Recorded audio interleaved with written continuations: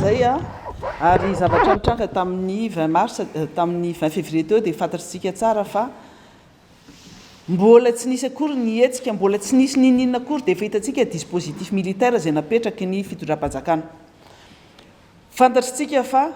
tsy nomena lalana tamin'iny fotoana iny ary tsika nafantatra ihany koa fa izahay tsy nitarika ny olona hoe midira foana ao anatin'io kianjan'ny 13 mai io a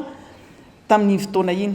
ny olona zany efa tonga ihany fa tsy mbola nisy fanetanana satria fa fantatritsika hoe tsy hitondra ny olona amin'ny abattoir izahay rehefa zavatra mitrango ohatr'ireny fa ny rapitso azo antoka fa ho daholo ny député Tim miaraka amin'ny député akoatran'ny boriboritany anakenina zany akoatrany anankiray ihany angamba no tsy ho afaka satria tsy eto toerana fa ny akoatran'izay dia eo daholo izay rehetra ary hotrony ny député Tim rehetra fa miaraka aminay ihany koa ny mitovy hevitra sy miaradia amin'ny député Tim izay ao anatin'ny miara-manonja dia misokatra maraina ny vavahady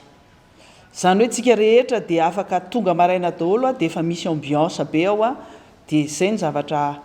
ho fantatritsika zany hoe rehefa tonga ny fotoana anaovana ny tatitra dia eo daholo zay rehetra ary ianareo rehetra ihany koa zay tonga eo